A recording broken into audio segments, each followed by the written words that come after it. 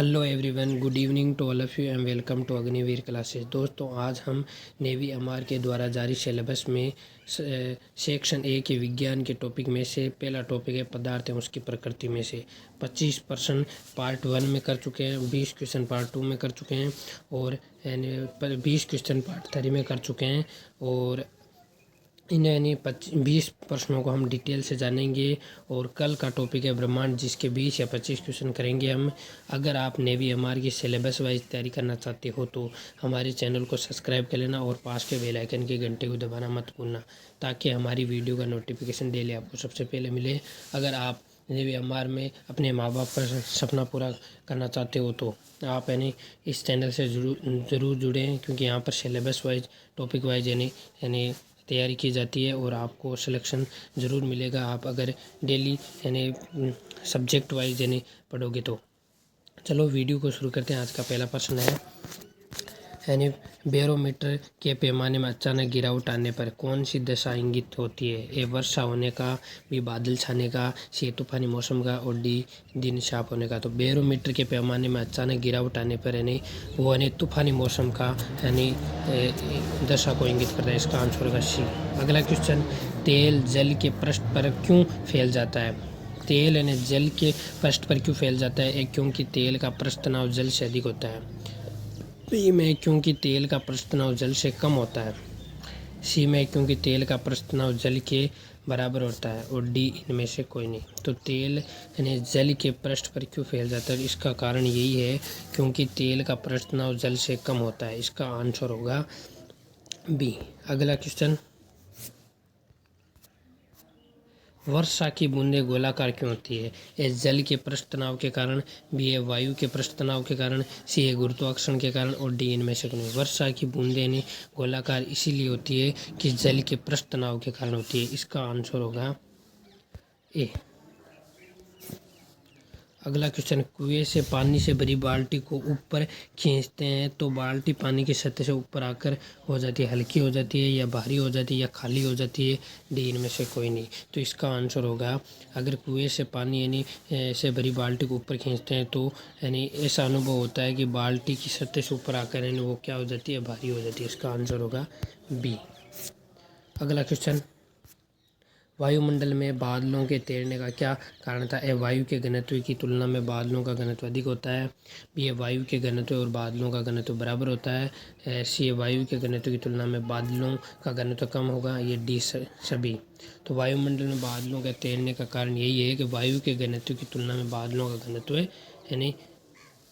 कम होता है। तो इसका आंसर होगा, तो वायु के घनत्व की तुलना में बादलों का घनत्व कम होता है, तो इसका आंसर होगा सी। अगला क्वेश्चन, पौधों की जड़ों से पर्ण पत्तियों की ओर जल बढ़ने का कारण क्या है? ये चल नहीं है, जल बढ़ने का कारण क्या है? तो ये पृष्ठ तनाव का कारण है, बी है घनत्व का कारण है, सी केशिकत्व का कारण और डी तापमान का कारण। तो पौधों की जड़ों से पर्ण पत्तियों को और जल बढ़ने का यही कारण है कि केशिकात्व के कारण। इसका आंसर होगा सी। स्टोव में मिट्टी के तेल का बत्ती ऊपर चढ़ने का कारण क्या है? गुरुत्व बल के कारण, बी पृष्ठ तनाव के कारण, सी पास्कल के सिद्धांत पर और डी केशिकत्व के गुण के कारण। तो स्टोव में मिट्टी के तेल का बत्ती के ऊपर चढ़ने का कारण केशिकत्व के गुण के कारण होता है। इसका आंसर होगा डी।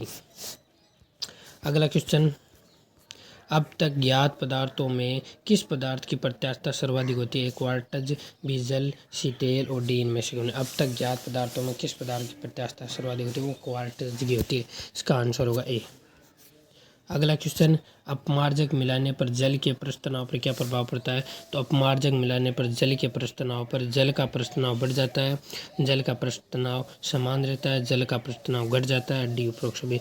तो अपमार्जक मिलाने पर जल के पृष्ठ तनाव पर जल का पृष्ठ तनाव वो अपमार्जक मिलाने पर क्या होता है? तो अपमार्जक मिलाने पर जल का पृष्ठ तनाव घट जाता है। इसका आंसर होगा सी।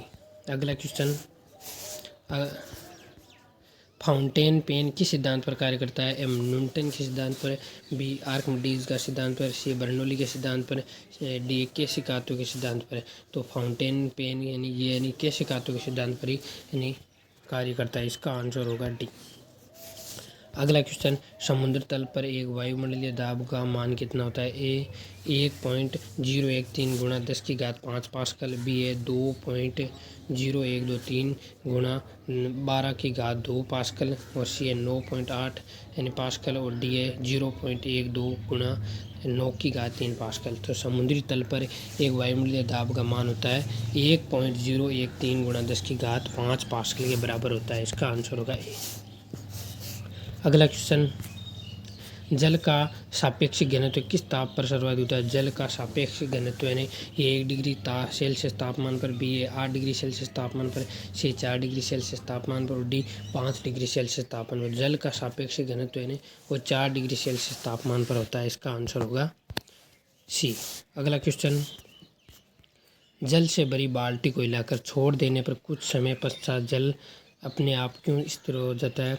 पलवन के कारण, प्रस्तनाव के कारण, शांता के कारण, डी उत्क्षेप के कारण। तो जल से भरी बाल्टी को हिलाकर छोड़ देने पर कुछ समय पश्चात जल अपने आप यानी शांता के कारण स्थिर हो जाता है। इसका आंसर होगा सी। अगला क्वेश्चन, धातु की शुद्धता ज्ञात करने में किस सिद्धांत का प्रयोग किया जा सकता है? ए पास्कल के सिद्धांत पर, बी बर्नौली का सिद्धांत पर, सी न्यूटन के सिद्धांत पर, डी आर्किमिडीज का सिद्धांत पर। तो धातु की शुद्धता ज्ञात करने पर यानी आर्किमिडीज के सिद्धांत पर का प्रयोग किया जा सकता है। इसका आंसर होगा डी। अगला क्वेश्चन, जल से निकलने पर शेविंग ब्रश के बाल आपस में किस कारण से चिपक जाते हैं? प्लवन के कारण, बी प्रस्तनाव के कारण, सी केशिकत्व के कारण, डी उत्प्रेक्षण के कारण। तो जल से निकलने पर शेविंग ब्रश के बाल आपस में प्रस्तनाव के कारण चिपक जाते हैं। इसका आंसर होगा बी। अगला क्वेश्चन, स्टील रबर की अपेक्षा अधिक प्रत्यास्थ क्यों है? तो ए स्टील के लिए अधिक विरूपक बल है, बी स्टील के लिए कम विरूपक बल है, और सी है रबर के लिए अधिक विरूपक बल, और डी रबर के लिए कम विरूपक बल। तो स्टील रबर की अपेक्षा अधिक प्रत्यास्थ क्यों है? तो स्टील के लिए अधिक विरूपक बल के लिए प्रत्यास्थ है, इसीलिए इसका आंसर होगा ए। अगला क्वेश्चन, वाहनों में स्नेक तेल का प्रयोग क्यों किया जाता है? घर्षण कम करने के लिए, ताप कम करने के लिए, सी घर्षण अधिक करने के लिए, डी इनमें से कोई नहीं। तो वाहनों में स्नेक तेल का प्रयोग यानी घर्षण कम करने के लिए किया जाता है। इसका आंसर होगा ए। अगला क्वेश्चन, आंधी आने पर टीन की छत और छप्पर उड़ जाते हैं क्योंकि उनके ऊपर का वायुदाब नीचे के वायुदाब से हो जाता है कम, अधिक, बराबर या परिवर्तित। तो इसका आंसर होगा ए, कम हो जाता है। अगला क्वेश्चन, किसी वस्तु की सतह के लंबवत लगने वाले बल को क्या कहते हैं? किसी वस्तु की सतह के लंबवत लगने वाले बल को ए घर्षण, बी आयतन, सी तापमान, और डी प्रणोद। तो किसी वस्तु की सतह के लंबवत लगने वाले बल को प्रणोद कहा जाता है। इसका आंसर होगा डी। अगला क्वेश्चन, और झूला झूलती हुई किसी लड़की के बगल में कोई दूसरी लड़की आकर बैठ जाए तो आवर्तकाल बढ़ जाएगा, घट जाएगा या परिवर्तित रहेगा, और डी उपरोक्त सभी। तो झूला झूलती हुई किसी लड़की के बगल में कोई दूसरी लड़की आकर बैठ जाती है तो आवर्तकाल अपरिवर्तित रहेगा। इसका आंसर होगा सी। आज के लिए इतना है। अगर वीडियो पसंद आए तो वीडियो को लाइक करें और ज़्यादा से ज़्यादा शेयर करें। थैंक यू, धन्यवाद।